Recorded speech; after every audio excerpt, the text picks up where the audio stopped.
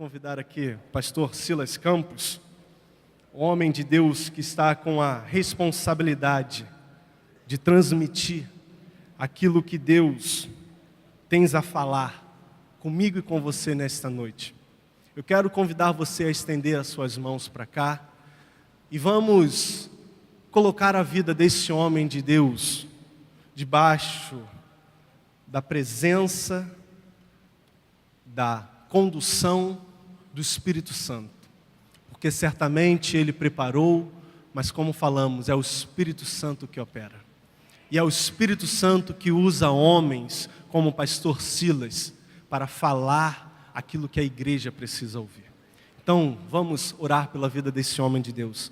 Amado Deus, Santo, Soberano Pai, muito obrigado, ó Deus, pela vida do pastor Silas, ó Deus, esse homem que o Senhor tem sido com ele, esse homem que o Senhor tem derramado da sua graça sobre a vida dele. Mas nesta noite, ó Deus, nós queremos te pedir, derrama mais da tua graça, derrama mais da tua unção, derrama mais do teu Espírito, que ele venha nesta noite ser usado por ti aqui neste local, ó Pai, porque queremos ouvir a tua voz, no nome santo de Jesus, amém e amém. A graça e a paz do Senhor. Que alegria estar aqui. Orei porque vocês escutaram, né? O voo teve esse atraso. Nunca vi atraso de 2 horas de um voo, né? Curto, mas que bom, tudo deu certo. Tomei um banho já ali embaixo, usei a toalha do meu irmão ali e estou pronto para pregar a palavra. Pode se assentar, irmão. Eu vou tomar a liberdade de usar esse púlpito aqui.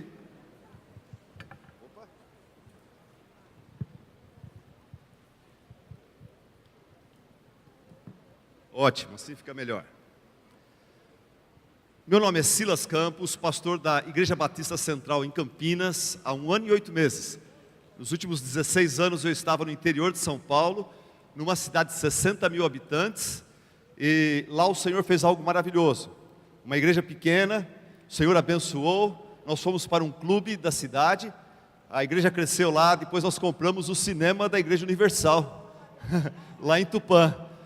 Segunda igreja que eu conheço no Brasil que teve essa experiência. E muito bom. Eu, quando recebi o convite de falar a vocês, eu fiquei muito empolgado, porque o tema é espetacular. Intimidade com Deus. Intimidade com Deus. É o que mais falta nas igrejas, é o que mais falta na liderança das igrejas, é o que mais falta em nossas vidas.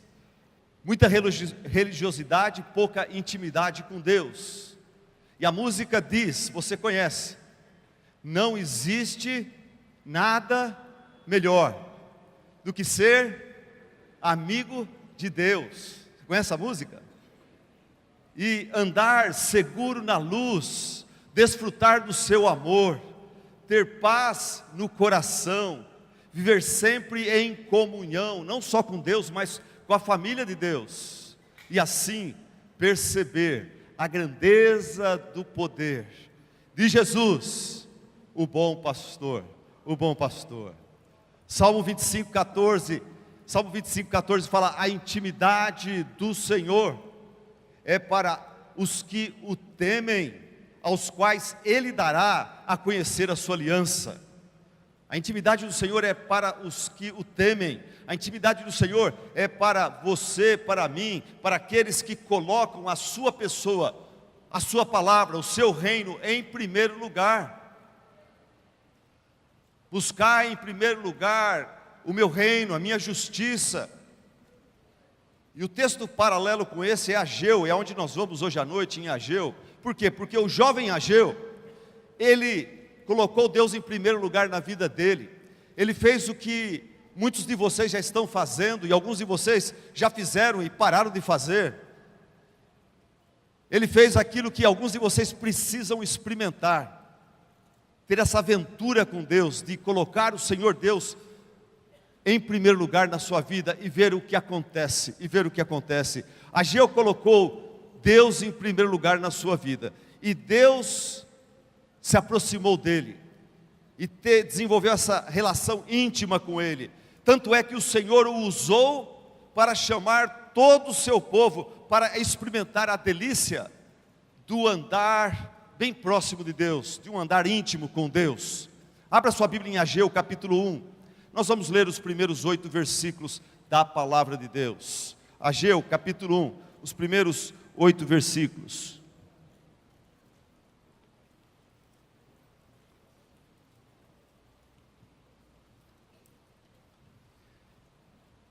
No segundo ano do reinado de Dario, no 6º mês, no primeiro dia do mês, por meio do profeta Ageu, a palavra do Senhor veio a Zorobabel, filho de Salatiel, governador de Judá, e a Josué, filho de Josadaque, o sumo sacerdote, dizendo: assim diz o Senhor dos exércitos, este povo diz, ainda não chegou o tempo em que a casa do Senhor deve ser reconstruída. Por isso a palavra do Senhor veio por meio do profeta Ageu, dizendo: acaso é tempo de vocês morarem em casas luxuosas, enquanto esse templo permanece em ruínas? Portanto, assim diz o Senhor dos exércitos, considerem o que tem acontecido com vocês. Vocês semearam muito e colheram pouco, comem, mas isso não chega para matar a fome, bebem, mas isso não dá para ficarem satisfeitos, põem roupa, mas ninguém se aquece, e o que recebe salário, recebe-o para colocá-lo numa sacola furada. Assim diz o Senhor dos exércitos para o seu povo: considerem o que tem acontecido com vocês.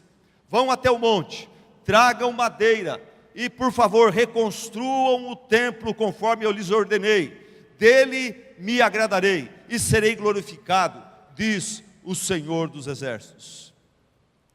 Até aí. Sou casado com a Vanger, temos 4 filhas, todas mulheres. Eu não sei fazer homem feio, só sei fazer mulher bonita. Tanto é que elas todas casaram já, todas casaram. E então eu ganhei 4 homens, 4 filhos.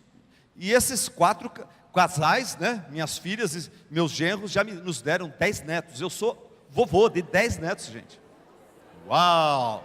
Como que ele é tão novinho, como é que Mas outro dia eu levei minha namorada, minha esposa, a vovó, nós fomos assistir um filme. O título do filme talvez você assistiu, é O Rei do Show, com o meu ator favorito, Hugh Jackman. O Rei do Show. Você assistiu esse filme? Quem já assistiu o filme? Alguns? Ok, eu recomendo, é um espetáculo. E é um filme que relata a história de um homem chamado Phineas Taylor Barnum. O Jackman, ele faz o papel, ele conta a biografia, a história desse homem. Esse homem que entrou para a história dos Estados Unidos como a pessoa que criou o espetáculo que é, de certa forma, o pai do Circo du Soleil de hoje. Mas quando ele era jovenzinho, Phineas Taylor Barnum, ele apaixonou-se, ele era pobre, o pai dele era alfaiate, e ele se apaixona por uma menina muito linda, muito linda. Só que ela era filha de um cara muito rico e um cara snob. E o que acontece é que esse ricaço, percebendo que esse pobretão começou a se interessar por sua filha, o ricaço mandou logo um recado para esse menino, falando: se afasta da minha filha, você não tem pedigree para ela. Isso provocou no Phineas, provocou nele um desafio. Ele não encarou isso com desânimo, ele não foi para casa chorar, ele foi à luta para conseguir vencer na vida, e vencendo na vida, chegar com cacife e pedir essa menina em casamento de uma forma que o pai jamais recusaria. E ele consegue fazer isso, montando esse tal de show, maior show do mundo, o maior espetáculo do mundo. A coisa dá certo, o show funciona, as coisas vão para frente, ele fica rico, casa-se com aquela mulher que ele tanto amava, aquela mulher pela qual ele era apaixonado desde a sua adolescência. E os dois vivem muito felizes, e Deus lhes dá 2 filhas, e tudo vai indo muito bem. Mas ele descuida, e ele perde noção da sua prioridade, que é a família, a sua esposa. ela era o propósito de tudo na sua vida, mas ele começa a se envolver tanto com o espetáculo e com o progresso do projeto, que ele acaba negligenciando a esposa, vez após vez, após vez, até que um dia, muito triste, ele volta de um espetáculo, para chegar em casa e ver que a esposa já tinha ido embora com as filhas, deixando uma nota de despedida para ele. Fica com o seu show, você não precisa de nós. Partimos. Ela voltou para a casa do pai, que a recebeu, e o pai já não tinha muita admiração por ele. O pai a recebeu, a protegeu e a colocou contra esse marido. O que aconteceu com Phineas Taylor Barnum? Ele perdeu de vista a sua prioridade principal. No projeto da sua vida, a sua prioridade principal era a esposa, as filhas, a família. Ele perdeu de vista isso e pôs tudo a perder. E assim era a situação do povo de Deus. Talvez assim é a situação de alguns de vocês aqui hoje à noite. Vocês perderam de vista a sua prioridade e vocês não negam, não deixaram Deus, não puseram Deus para fora das suas vidas, mas Ele está em segundo lugar, Ele está em terceiro lugar, Ele não está onde Ele deveria. É isso que aconteceu com o povo de Israel nos dias de Ageu. Eles não excluíram Deus, mas eles colocaram Deus em segundo plano. Isso desagradou o coração de Deus. Para Deus isso é pecado, isso é inaceitável. Eu não repartirei a minha glória com ninguém. Deus não quer segundo lugar na sua vida. Assim como o marido, ele não quer ser o segundo homem mais amado na vida da sua esposa. Ele tem o direito e ele exige, e todo mundo dá razão a esse bom marido. Ele merece ser o primeiro homem na vida da sua esposa. Nós, Igreja de Cristo, o povo de Deus do Velho Testamento, somos como que a noiva de Cristo. Precisamos dar a Ele prioridade, mas o povo não estava dando. Deixa eu dar um pano de fundo para vocês. É assim, no livro de Ageu nós temos 4 sermões. Deus deu para o jovem Ageu 4 sermões para entregar para o seu povo. Esses sermões, a gente sabe exatamente o ano, 520 antes de Cristo, 520 anos antes de Cristo. A gente sabe que o primeiro sermão foi dado no mês de agosto e foi indo até dezembro. De agosto a dezembro de 520 antes de Cristo. O que estava acontecendo? Ageu e o povo estavam em Jerusalém, mas da onde que eles vieram recentemente? Eles vieram do cativeiro babilônico. Lembra Nabucodonosor? Cativeiro babilônico, 70 anos. O cativeiro babilônico, a Babilônia foi dominada pelos persas. E o novo imperador persa, agora sob o domínio, tal do Ciro, ele sentiu no coração, Deus tocou o coração dele, de liberar o povo, para que o povo de Israel voltasse para a sua terra e reconstruísse o templo em Jerusalém. E sob a liderança de um líder judeu chamado Zorobabel, vamos chamá-lo hoje à noite de Zorô. Sob a liderança de Zorobabel, governador de Judá, o povo volta. O povo volta e no começo, maravilha. No começo o povo volta animado com a reconstrução do templo. O altar logo é restaurado, os cultos voltam a serem realizados, o alicerce foi reconstruído, mas, como sempre acontece na obra do Senhor, na nossa vida pessoal ou da igreja, de repente surgiu oposição por uns samaritanos. O povo volta obedecendo a Deus, fazendo aquilo que Deus pediu que eles fizessem, mas surge oposição. E diante dessa oposição, vem o medo, e bate o desânimo, e devagar cada um vai tirando o pé do acelerador, e vai saindo fora do projeto de Deus para o seu povo, e cada um começa a cuidar dos seus próprios interesses, dos seus próprios negócios. E a construção do templo, que foi ordenada por Deus, é abandonada. Então nós vemos que Deus deixa de ser prioridade na vida do seu povo. Que lástima, que tristeza, que tragédia. Algumas lições que nós vamos tirar disso tudo aqui. Primeira lição que a gente tira, que quando Deus deixa de ser prioridade em nossas vidas, quando nós deixamos de buscar o reino de Deus em primeiro lugar, primeira coisa, Quando Deus não é prioridade, nossa agenda revela nossa incredulidade. Se você quiser anotar o sermão, o primeiro ponto é esse. Quando Deus não é prioridade, a nossa agenda, nosso jeitão de viver o dia a dia, revela nossa incredulidade, nosso materialismo, nosso egoísmo, nossa idolatria. Quando Deus não é prioridade, nossa agenda revela a nossa idolatria, a nossa incredulidade. Veja o contexto do livro de Ageu. O povo, eu quero deixar bem claro, sabia muito bem da importância de Jerusalém e do templo de Deus em Jerusalém para o próprio Deus.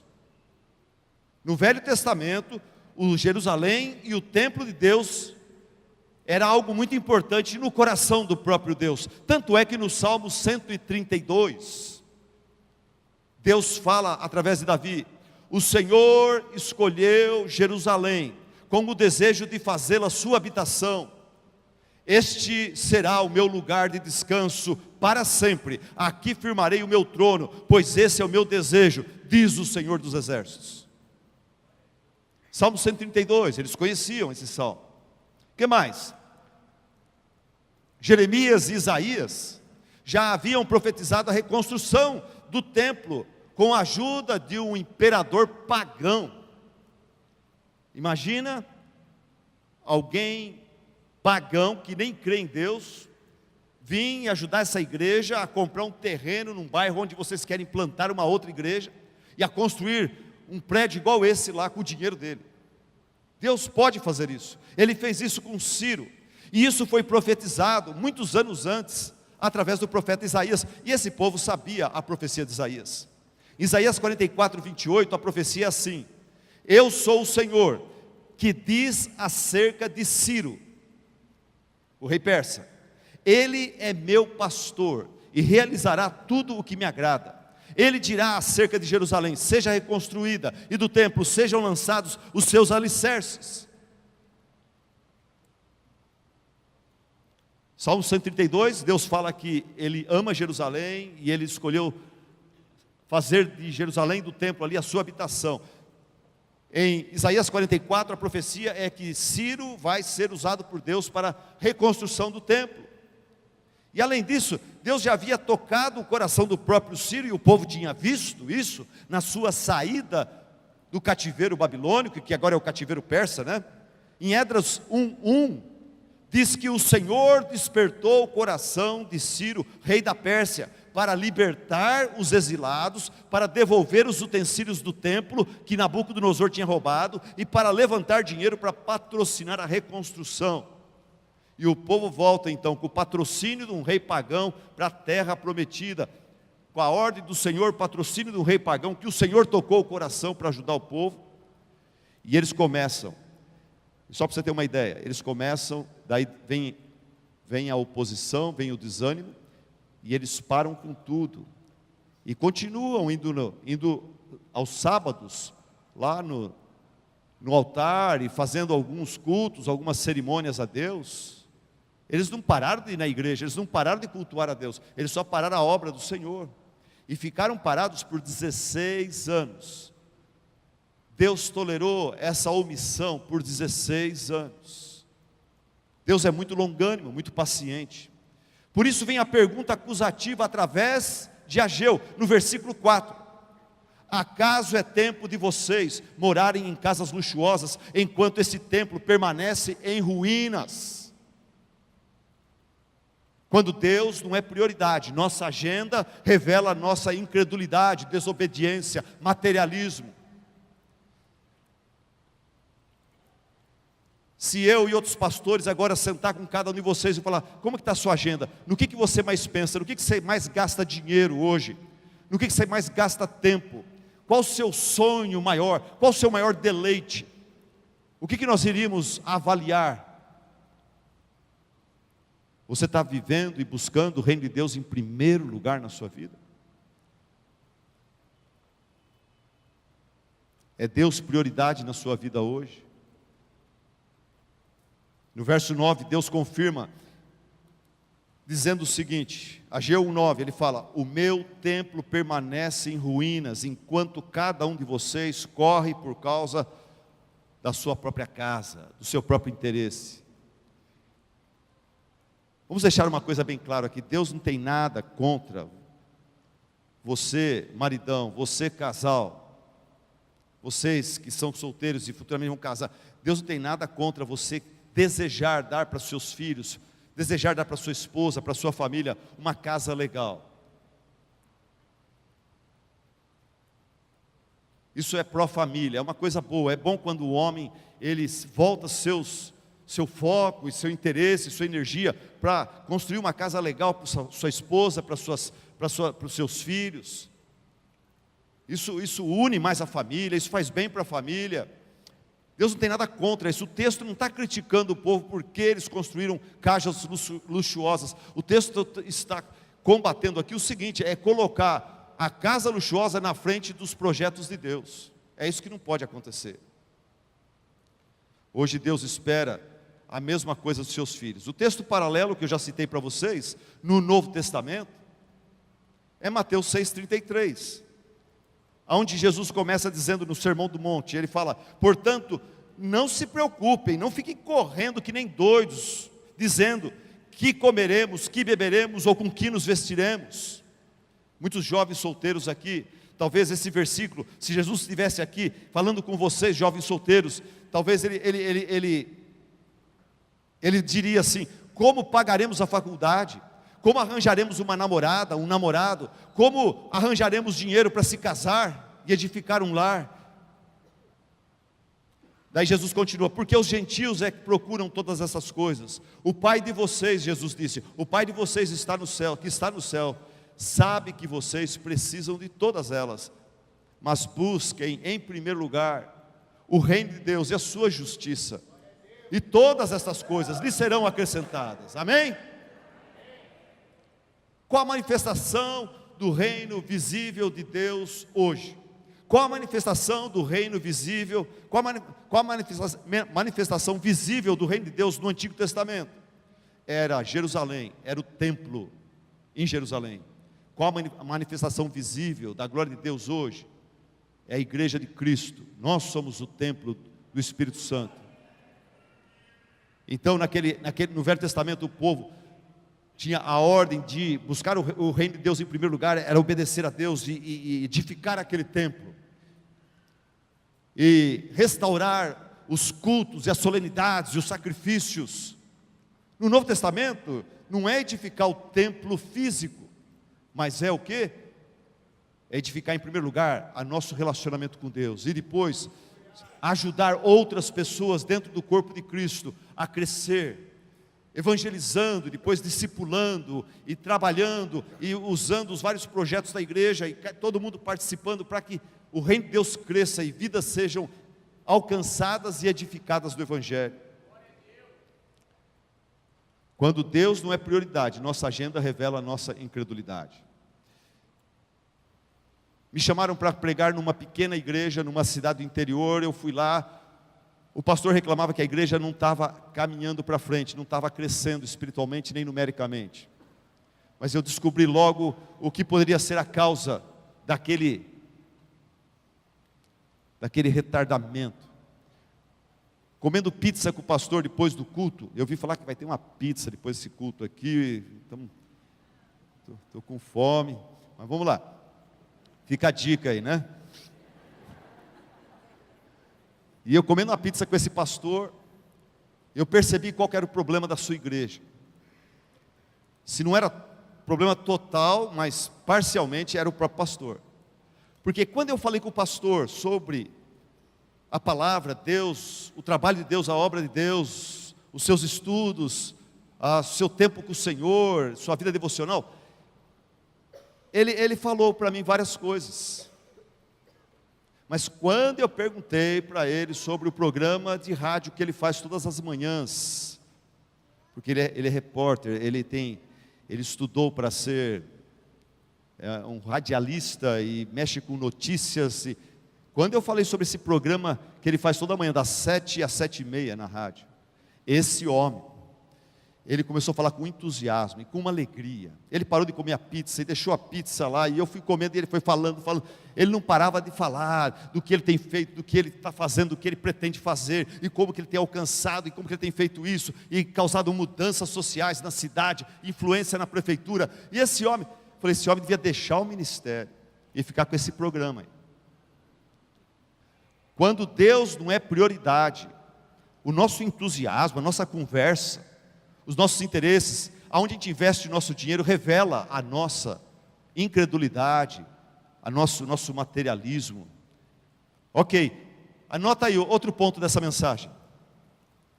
Quando Deus não é prioridade, frustração não é novidade. Anotou? Quando Deus não é prioridade, frustração não é novidade. Olha comigo o versículo 5, palavra do próprio Deus.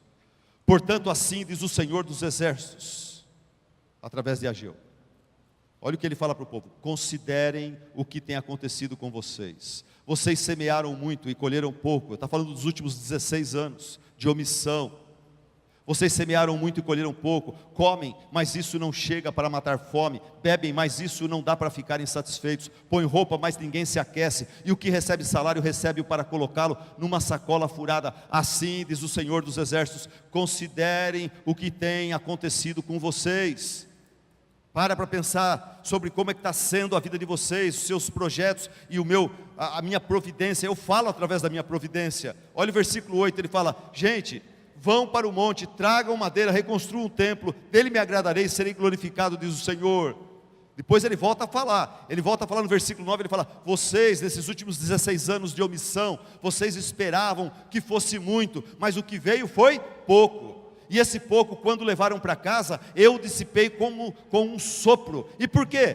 Pergunta o Senhor dos Exércitos. Daí ele responde: porque o meu templo permanece em ruínas, enquanto cada um de vocês corre por causa da sua própria casa. Por isso os céus retêm o orvalho, e a terra não produz os seus frutos. Eu, Deus, não foi o diabo, não foi o capeta, eu mesmo fiz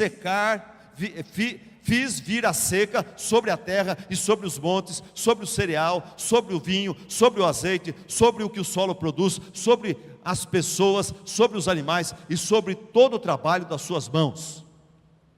Muitas vezes o desemprego, quem manda não é o diabo, é o próprio Deus, para chamar a sua atenção. Muitas vezes aquele namoro maravilhoso, que podia dar um super casamento, o Senhor dá um jeito de tirar o amor do coração do noivo, da noiva, e a coisa acaba, porque Deus está querendo chamar a sua atenção. A outra pessoa nem sabe direito porque que de repente todo aquele entusiasmo, de repente Deus tira, às vezes temporariamente, Ele pode devolver depois, mas Deus, Ele nos disciplina.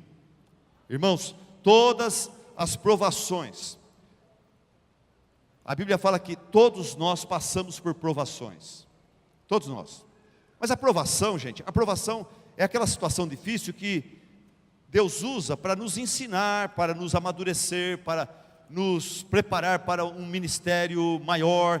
A provação é o deserto, é a escola de Deus, quando Ele está nos ensinando, ou nos dando uma oportunidade de glorificar o nome dEle, através de uma situação difícil, porque a pessoa que você está evangelizando fala: é fácil você estar apaixonado por Deus, tudo está indo bem na sua vida, mas aí aquela pessoa vê que a coisa entorna, mas você continua apaixonado por Deus e fiel a Deus, e aquilo toca o coração da pessoa. Então todos nós cristãos vamos passar por aflições, Jesus garantiu isso, mas aqui em Ageu está falando que alguns de nós não estamos passando por provações, nós estamos passando por disciplina. Deixa eu ler esse texto aqui como Deus falando comigo e com você aqui hoje à noite. Você tem semeado muito, mas tem colhido pouco. Você come, mas isso não chega para matar sua fome. Você bebe, mas isso não dá para satisfazer a sua sede. Você põe roupa, mas isso não te aquece. O que você recebe de salário, você recebe para colocar numa sacola furada. Aquilo não dá nem até o dia 20 do mês. Tiago capítulo 4 fala: vocês não têm porque vocês não pedem. Mas o problema nosso é o outro. Tiago fala: e quando vocês pedem e clamam nos cultos, vocês não recebem porque vocês estão pedindo para gastar nos seus próprios interesses, prazeres, na sua agenda, aonde Deus não é prioridade.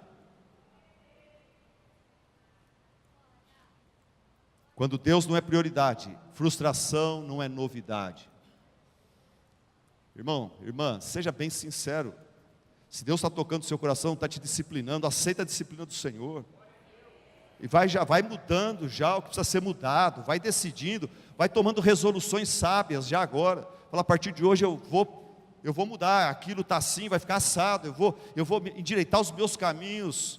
Com a ajuda de Deus, para a glória de Deus, eu vou endireitar os meus caminhos. Eu quero a bênção de Deus na minha vida. E eu quero o Deus da bênção na minha vida.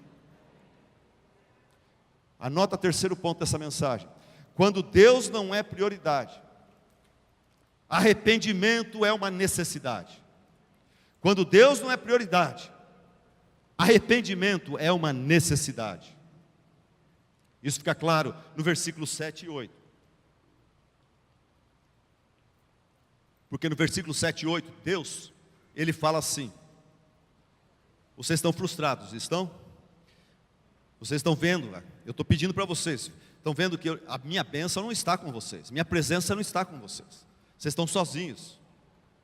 Daí no versículo 7 ele fala: assim diz o Senhor dos Exércitos, considerem o que tem acontecido com vocês. Vão até o monte, tragam madeira e reconstruam o templo que eu pedi que vocês reconstruíssem. Dele me agradarei e serei glorificado, diz o Senhor. Versículo 7, Deus está chamando o povo ao arrependimento. Por isso que eu falei, quando Deus não é prioridade, arrependimento é uma necessidade. Deus está chamando o seu povo ao arrependimento. Arrependimento é o único caminho. Veja que arrependimento, de acordo com esse texto, eu vou explicar melhor, mas arrependimento, de acordo com esse texto, é uma mudança de pensamento que produz uma mudança de atitude. Arrependimento é uma mudança de pensamento que produz uma mudança de atitude. Repita comigo, eu vou falar, vocês repetem. Arrependimento é uma mudança de pensamento que produz uma mudança de atitude. Deixa eu dar uma dica para você. Eu temo que muitas vezes você considerou um pecado resolvido com Deus porque você confessou ao Senhor aquilo. Baseado em João 1,9, se confessarmos nossos pecados, mas não houve arrependimento. Você confessou, você concordou com Deus, mas você não se arrependeu. Arrependimento é uma mudança de pensamento que produz uma mudança de comportamento. Está entendendo? O texto fala assim, versículo 7, Deus fala: considerem, pensem, queimem um pouco de fosfato, considerem o que tem acontecido com vocês. Para a correria, para de construir aquela casa um pouco, vamos fazer um retiro espiritual, vamos fazer um momento de reflexão. Arrependimento é uma mudança de pensamento, vocês têm que parar e ver que o jeito que vocês estão andando, correndo e vivendo, não está funcionando, não está legal. Vocês estão perdendo tempo, estão desperdiçando seu tempo, energia e dinheiro. Arrependimento é uma mudança de pensamento que produz uma mudança de atitude. Vão até o monte, dá um tempo na casa de vocês e agora, e volte arrependidos e endireite os seus caminhos e começa a fazer o que deveriam ter já feito há 16 anos atrás. Vai para o monte, pega a madeira e mãos à obra e corrige o erro cometido. Arrependimento é uma mudança de pensamento que produz uma mudança de atitude. Veja, duas coisas que agradam a Deus. Ele fala: e vocês vão reconstruir o templo e isso vai me agradar. Mas vai me agradar também o fato de vocês estarem arrependidos e corrigidos no nosso relacionamento. Duas coisas que agradam a Deus: a edificação do seu templo aqui na terra e o arrependimento e obediência do seu povo aqui na terra. E graças a Deus que houve arrependimento. Graças a Deus que houve arrependimento. Como eu espero que haja arrependimento agora no seu coração, se você é essa pessoa que precisa se corrigir diante dessa mensagem. Olha o que diz o versículo 12, irmãos. Olha que bênção. Então Zorobabel, filho de Salatiel, e Josué, filho de Josadaque, o sumo sacerdote, e todo o remanescente do povo, atenderam a voz do Senhor, seu Deus, e as palavras do profeta Ageu, as quais o Senhor, seu Deus, havia ordenado que ele dissesse, e todo o povo temeu diante do Senhor, obedecendo o Senhor. Os samaritanos estavam lá ainda ameaçando, as ameaças não pararam, mas apesar das ameaças, a perigos, eles decidiram crer e obedecer o Senhor. Anota aí, fé é obedecer, apesar das ameaças, perigos e consequências. Fé no Senhor é obedecer, apesar das ameaças, perigos e consequências. Deus pede para mim e para você santificação de vida.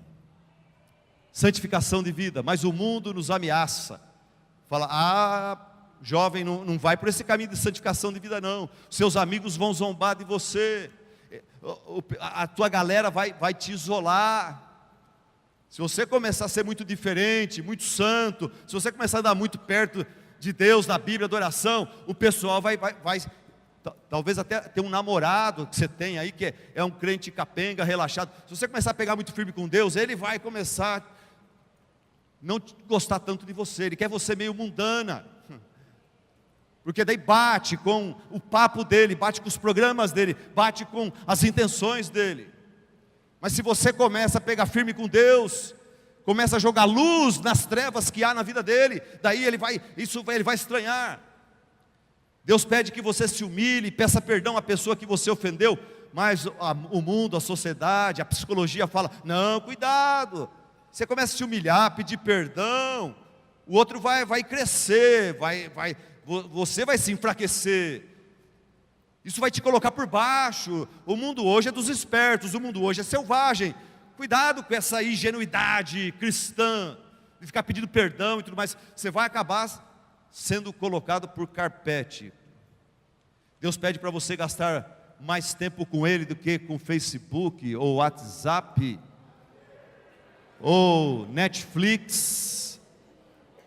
Mas o mundo fala para você, não cara, você não pode sair do WhatsApp, você não pode sair do Facebook, você vai ficar isolado da galera, você vai perder as fofocas, as piadas, você vai ficar meio antissocial, porque hoje o mundo está na net. Deus pede para você abandonar o vício da pornografia, que hoje infelizmente pega mulheres e homens também. E você fala, mas eu não consigo, eu estou viciado, eu quero parar, não consigo. Ah, é? John Piper falou o seguinte, você não consegue mesmo? Será? Será que você está tão assim, controlado, que você não tem mais o domínio?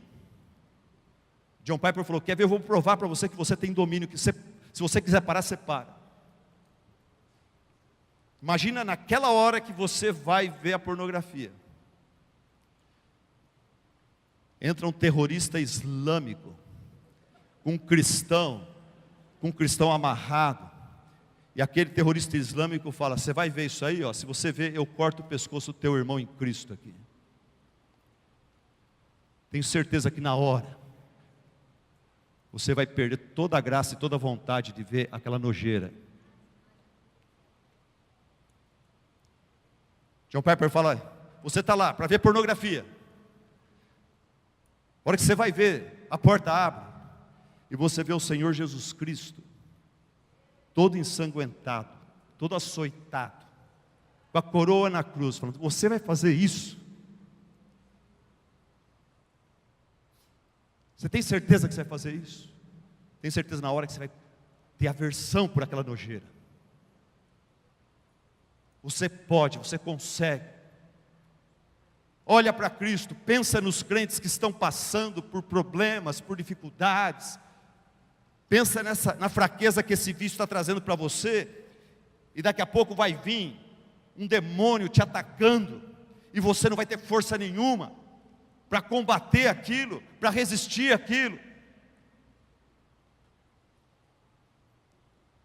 Isso vai começar a te dar aversão pelo pecado e por essas coisas que nos viciam. Quando Deus não é prioridade, arrependimento é uma necessidade. Em último lugar, quando Deus é prioridade. Agora, positivamente, quando Deus é prioridade, porque o povo se arrependeu, voltou a construir o templo, o povo obedeceu, todos temeram ao Senhor. Aquela igreja lá de Israel, no tempo de Ageu, eles se corrigiram, se quebrantaram, voltaram a obedecer ao Senhor, atenderam a voz do Senhor. Então nós podemos dizer, quando Deus é prioridade, coisas maravilhosas acontecem. Deixa eu repetir, quando Deus é prioridade, coisas maravilhosas acontecem. Você crê nisso? Eu creio nisso. Assim que Zorobabel, Josué e todo o povo atenderam a voz do Senhor, coisas maravilhosas demais começaram a acontecer. Os cultos naquela igreja já não eram mais o mesmo.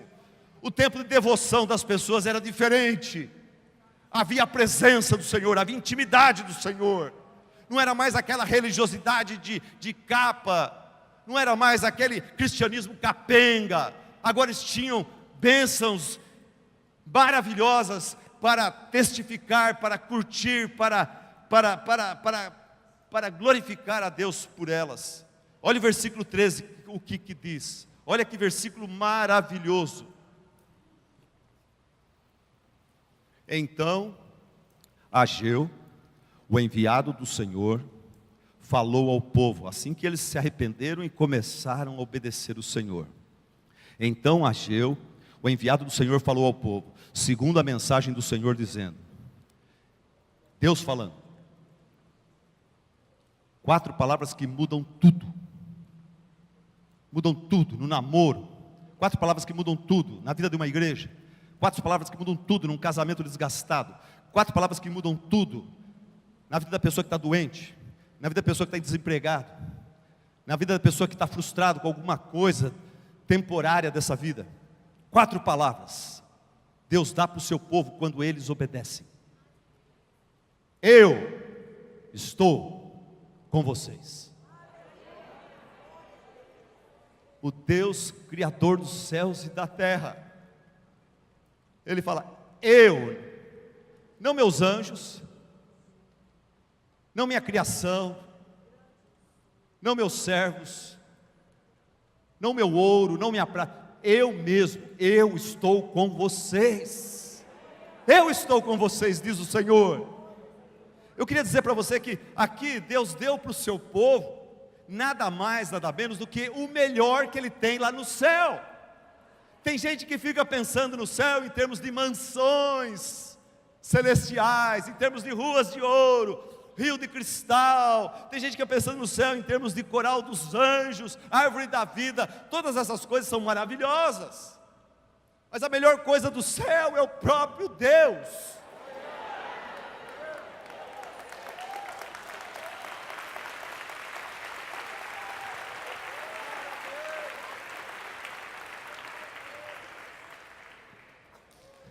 Quem já experimentou um pouquinho disso na sua vida, quem já experimentou um pouquinho só da presença de Deus na sua vida, sabe que não existe coisa melhor. Por isso que eu falei no começo da minha mensagem aqui, o tema é maravilhoso, intimidade com Deus. Não tem coisa melhor nessa vida, irmãos. Nos meus 58 anos eu já tive muitas bênçãos, eu já curti muitas alegrias. Como pastor, o Senhor tem sido maravilhoso para comigo. Já viajei para muitos lugares, tive o privilégio aos 40 anos de comprar meu primeiro carro zero, pegar aquele plástico do banco e arrancar assim, e eu achava aquilo, eu sonhava desde 2 anos de idade, eu sonhava em ter um carro na minha vida. O menino é assim, não é? E aos 40 anos eu fiz aquilo, e aquela alegria foi grande, mas aquela alegria não comparou com nada, em nada, com os momentos que eu tinha tido intimidade com Deus. Deus já me deu o privilégio de fazer um curso no Havaí, ficar lá 30 dias. Deus me deu o privilégio de casar com uma mulher que eu sou apaixonado por ela, ter 4 filhas. temos uma vida sexual muito legal, muito normal. Deus tem me dado muitos privilégios. O privilégio de estar aqui pregando para vocês. Mas nada se compara a um segundo quando você sente a presença de Deus.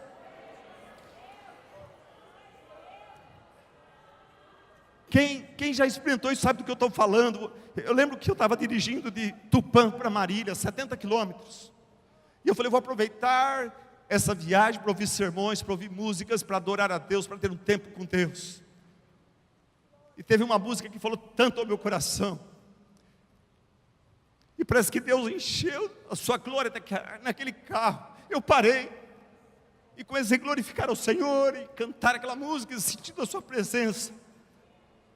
E falando, Senhor Deus, por favor, não permita que essa alegria vá embora. E que delícia, que gostoso. E você sente que parece que Deus está falando, olha, o que você quiser pede, eu te darei. E você não quer pedir nada de material, você quer pedir mais da presença dEle.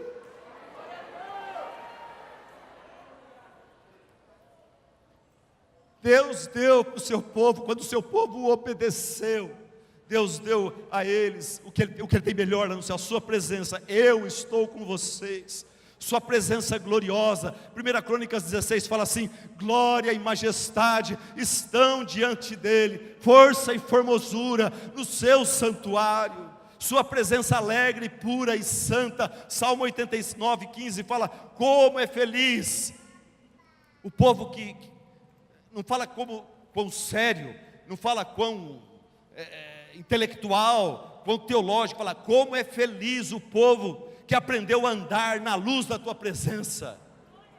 Sua presença é vitoriosa. Paulo fala, se Deus é por nós, quem será contra nós? Se Deus está comigo, eu não preciso temer nada, nada. Sua presença é poderosa. Vem à minha mente aqui o rei Ezequias. O povo estava morrendo de medo, porque o rei da Síria vinha com seu enorme exército contra Israel. Mas o rei Ezequias falou o seguinte para o seu povo, sejam fortes e corajosos, não tenham medo, nem se desanimem por causa do rei da Síria e do enorme exército que está com ele, pois conosco está um poder maior do que o que está com ele. Com ele está somente o poder humano, mas conosco está o Senhor, o nosso Deus, para nos ajudar, para travar as nossas batalhas.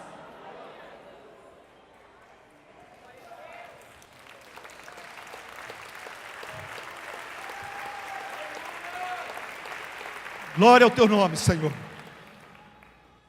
Não tem coisa melhor que Deus pode dar para o seu servo, para a sua serva, do que a sua presença. Às vezes a gente fica pensando, aquele irmão progrediu tanto, prosperou tanto, e aquele outro que trabalha tanto não prosperou, não tem talvez nem a sua casa ainda, mas aquela pessoa, ele tem a presença de Deus. Ele está muito mais na frente, ele está muito mais abençoado do que esse irmão que amealhou mais bens materiais. Os irmãos que eu percebo e vejo no rosto deles alegria, eu vejo neles satisfação, contentamento, não são os irmãos normalmente os mais ricos financeiramente falando, mas normalmente me dá inveja a alegria dos nossos missionários, dos servos e pastores leigos que abrem missões em bairros carentes. Essa pessoa que a gente fica até com dó dele, ele é o mais alegre do que o outro que está com empresa, que está com carrão, que está com viagem para o exterior e tudo mais. Em 1986 eu comecei uma pequena igreja em São José dos Campos, e Deus mandou um casal, amigos de adolescência, para vir morar conosco e nos ajudar com a música, que eu não sou músico. Nessa pequena igreja, tinha acontecido assim, a Wanda e o Valdir, esse casal, eles tinham perdido tudo, fazendo uma empresa com o irmão do Valdir. Eles tentaram montar uma fábrica, não deu certo, eles perderam inclusive a casa deles, coisa que normalmente não se perde, mas ele foi motivado, tentou até o fim, chegou em São José dos Campos sem nada, começou nos ajudando a começar a Igreja Batista da Graça. E o Valdir nunca reclamava. Alguém dava para ele alguma coisa aqui, ali, ele começou a fazer um bico aqui, um bico ali, e foi aquela luta. São José dos Campos naquela época também estava numa crise, muito desemprego, GM mandando muita gente embora, enfim. Mas o Valdir é bom de música, toca bem, canta bem, e na nossa pequena igreja, eu lembro várias vezes ele cantando essa música aqui. Mas ele cantava, não era uma música qualquer, a música falava da vida dele. A gente via que ele estava falando, isso aqui é verdade na minha vida aqui agora. Eu que já tive bastante, perdi tudo, hoje eu canto, isso aqui é o meu testemunho. Se você conhece, me ajuda a cantar essa música. Talvez ninguém vai conhecer. Eu vou tentar, tá bom? A música fala assim: me falte água, ou alimento, ou suprimento para o amanhã que vem. Se nos meus olhos faltar sim toda a luz, só não me falte a presença de Jesus. Tua presença é a razão da minha fé. Tua presença me conduz onde estiver. Tua presença é a razão da minha fé. Tua presença me conduz onde estiver. Me falte o vento, o mar ou o sol, onde estiver sei que não vou me abalar. Se na seara o trigo não produz, só não me falte a presença de Jesus. Tua presença é a razão da minha fé. Tua presença me conduz onde estiver. Tua presença é a razão da minha fé. Tua presença me conduz onde estiver. E o testemunho desse irmão me fortaleceu muito. Deus usava, como eu falei anteriormente aqui, um servo que já teve, perdeu tudo, mas não perdeu sua fé. E quando ele perdeu tudo e viu que a única coisa que sobrou foi Deus, ele aprendeu que quando você perde tudo e a única coisa que você tem é Deus, você não precisa de nada. Porque Deus é suficiente. Tua presença, me falte água, ou alimento, ou suprimento para o amanhã que vem. Se nos meus olhos faltar, sim, toda a luz, se eu ficar cego, só não me falte a presença de Jesus.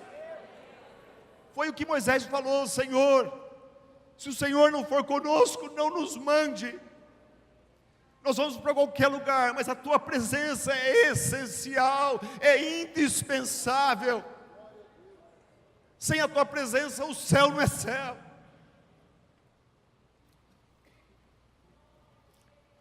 Deus falou para o seu povo: eu vou dar para vocês a minha presença, eu estou com vocês. A partir de agora, vocês estão me obedecendo, nós vamos ter intimidade um com o outro.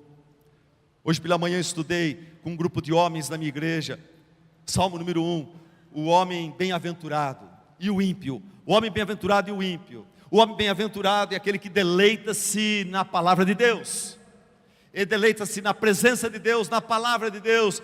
Dia e noite ele medita, tudo que ele vê durante o dia, ele vai sempre analisando e passando pelo crivo da palavra de Deus, que ele estudou pela manhã, que ele vai estudar à noite. O homem bem-aventurado, o homem agraciado por Deus, ele deleita-se não no dinheiro, não no sexo, não na pornografia, não no WhatsApp. Ele se deleita na palavra do Senhor, na presença do Senhor, e isto o leva ao céu. No final do Salmo fala que enquanto nessa vida ele vai ser útil, Deus vai suprir suas necessidades, ele vai ser sempre útil e vai servir, vai ter para ele poder ajudar os outros, e no dia do juízo ele não será confundido, ele vai para a morada eterna.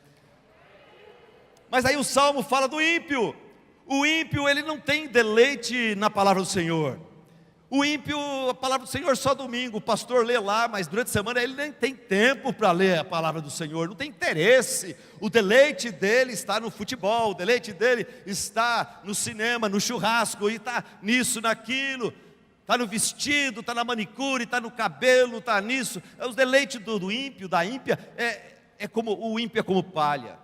E como palha ele é soprado de um lado para o outro. É uma moda aqui, é um programa lá, é um carnaval, é um Natal, é o Dia das Mães, é a Copa do Mundo. O ímpio ele é soprado de um lado para o outro até ele chegar onde? Até chegar no dia do juízo, daí ele vai para o inferno.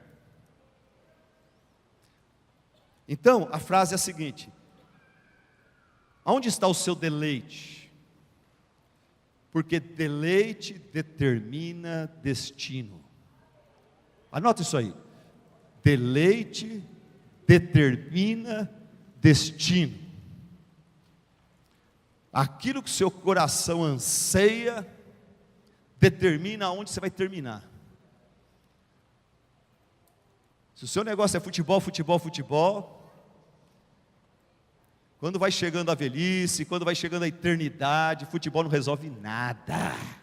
Eu tenho pena, tenho dó de funerais que eu vou, em cima do caixão colocam a bandeira de um time de futebol ali, porque a única coisa que essa pessoa mais promoveu e amou foi o seu time de futebol. E daí o pessoal canta ali aquela música do time de futebol. Que tristeza, que perda de tempo, que pobreza espiritual. Deleite determina destino. Se o seu deleite não está no Senhor, irmão, cai de joelhos e clama, fica de joelho até o Senhor. Fala: Senhor Deus, muda a disposição do meu coração. Senhor Deus, eu não vou sair daqui de joelho enquanto o Senhor não enviar o teu Santo Espírito para me regenerar e tirar meu coração de pedra e colocar um coração de carne ali. E eu poder cantar com a minha igreja: recebi um novo coração do Pai, coração regenerado, coração transformado, coração que é inspirado por Jesus, não pelo time de futebol, não pelas atrizes da Rede Globo, não pelos atletas do Madrid, do Real Madrid, ou disso ou daquilo, mas inspirado por Jesus. Deleite determina destino.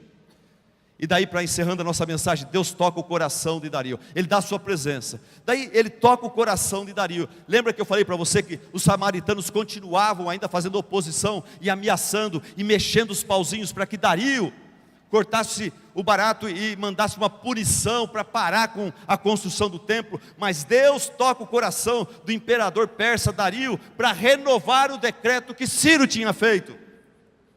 E a oposição foi removida, a oposição política foi removida, e o templo foi reconstruído. E em Esdras capítulo 6, você vê a alegria de todo o povo fez uma festa para inaugurar o templo. O povo trouxe 100 novilhos, 200 carneiros, 400 cordeiros e 12 cabritos. É muita festa, é muita gente. E naquela festa a gente lê sobre confissão de pecados, louvor, adoração, música, dança, celebração, restauração de ministérios conforme a lei de Moisés. Quando Deus é prioridade, coisas maravilhosas acontecem. Quando a obra de Deus é feita do jeito de Deus, nós podemos contar com a provisão e com a bênção de Deus.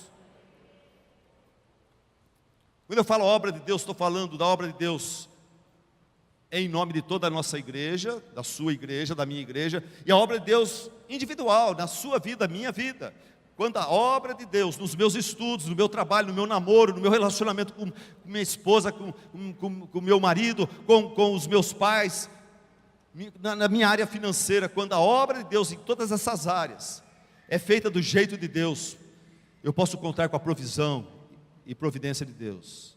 Uma pergunta: Deus está no centro dos seus estudos, jovem? Deus está no centro do seu namoro, jovem? Deus está no centro da sua vida acadêmica, da sua vida matrimonial? Deus está no centro da sua vida física? Como é que você está tratando o templo do Espírito Santo?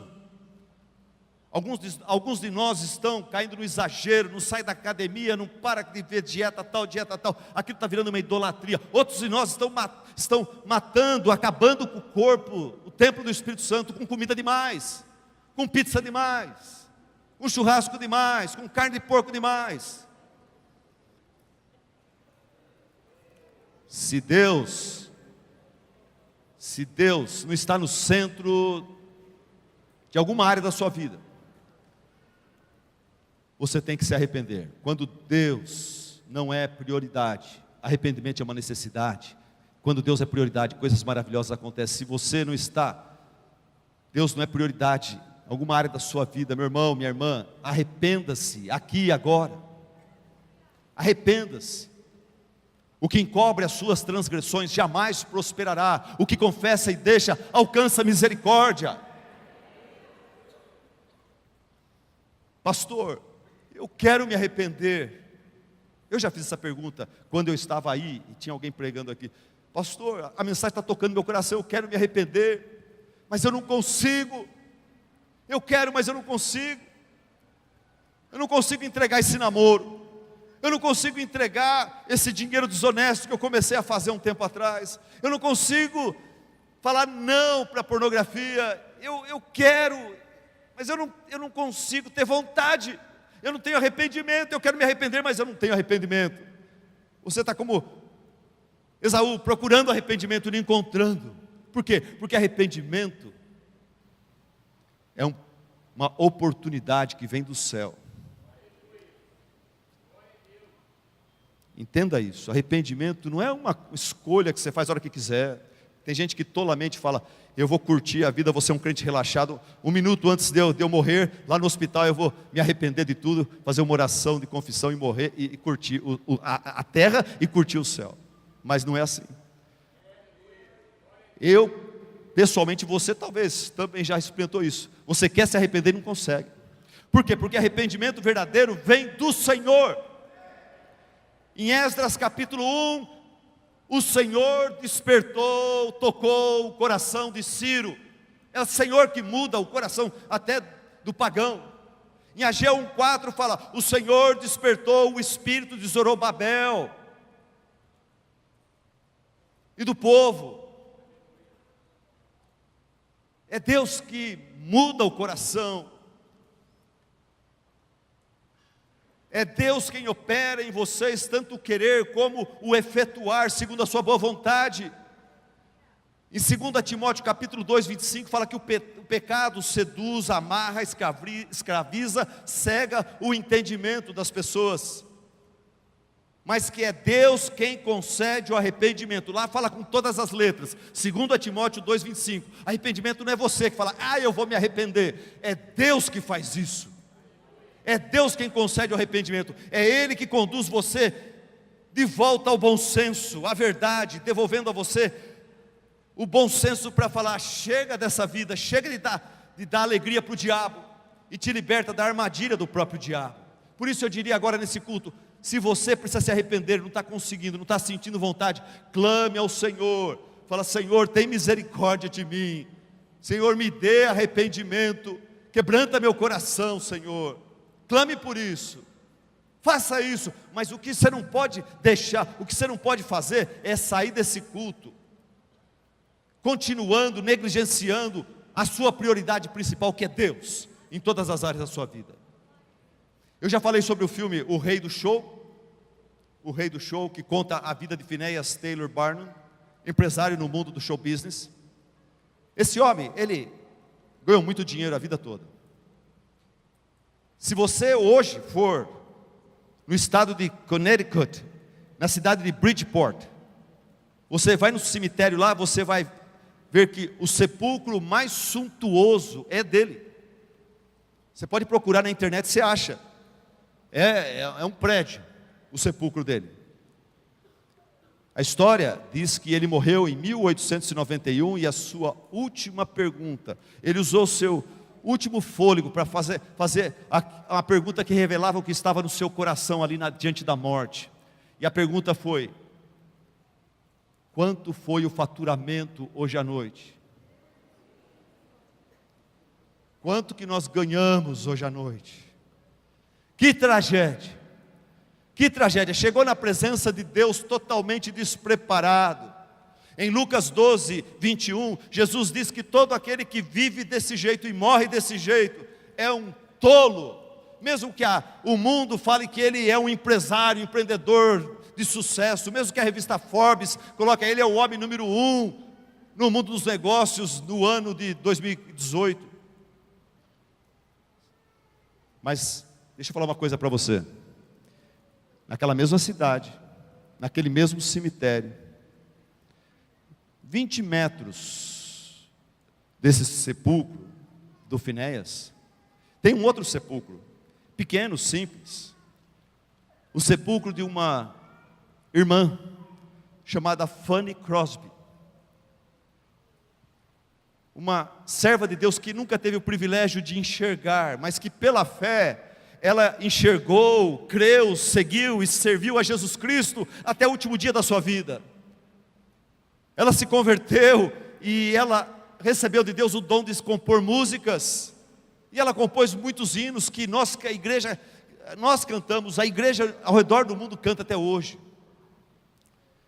Diz que um dia ela ficou conhecida do pastor D.L. Moody, esse grande avivalista do passado, e o pastor D.L. Moody ficou sabendo que ela estava presente num dos cultos, milhares de pessoas, e ele pediu que chamasse ela. Trouxeram ela, ele falou: irmã, por favor, dê um breve testemunho para nós. E ela ficou nervosa, e ela falou: eu não sei o que dizer, mas eu vou dar para vocês, eu vou recitar para vocês um último hino que eu escrevi, que o Senhor Deus deu para mim, e que retrata a obra da graça de Deus na minha vida. E ela começou a falar esse hino, talvez muitos de vocês conhecem, o hino é assim: meu Senhor, sou teu, tua voz ouvi, a chamar-me com amor, mais de ti, mais perto, eu quero estar, ó bendito Salvador. Mais perto da tua cruz, mais perto, ó Salvador, mais perto para a tua cruz, leva-me, ó meu Senhor. E alguns irmãos, quando ela morreu, mandaram fazer uma lápide em homenagem a essa irmã. E nessa lápide, se você pode achar na internet também, está lá. Nessa lápide está dizendo assim: com gratidão e amor à memória da irmã em Cristo Fanny J. Crosby, que através dos seus 3.000 hinos e poemas inspirou e edificou cristãos ao redor do mundo. Ela nasceu em 24 de março de 1820 e morreu em 12 de fevereiro de 1915. E daí eles deixam na lápide a letra do hino mais famoso dela: que segurança, sou de Jesus e já desfruto o gozo da luz. Sou por Jesus, herdeiro de Deus, Ele me leva à glória dos céus. Vamos cantar juntos? Canta minha alma, canta ao Senhor, rende-lhe.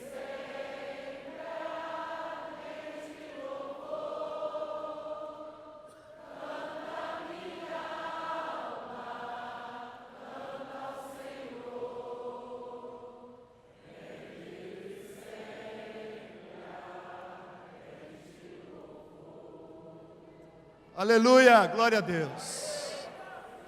Quando Deus não é prioridade, nossa agenda revela nossa incredulidade e materialismo. Quando Deus não é prioridade, frustração não é novidade. Quando Deus não é prioridade, arrependimento é uma necessidade. Quando Deus é prioridade, coisas maravilhosas acontecem. Aleluia, glória a Deus. Glória a Deus, glória a Deus.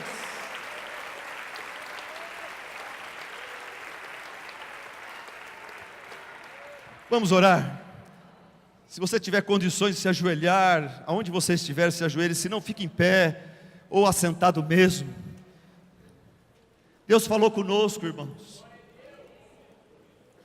Senhor, muito obrigado, Senhor, por nos visitar aqui hoje à noite. Obrigado por esse lugar, por essa hora, por esse encontro planejado pelo Senhor. Conforme o pastor Leandro falou, Senhor, nós não estamos aqui porque nós decidimos, nós estamos aqui porque o Senhor nos trouxe. E o Senhor tinha esse recado para cada um de nós.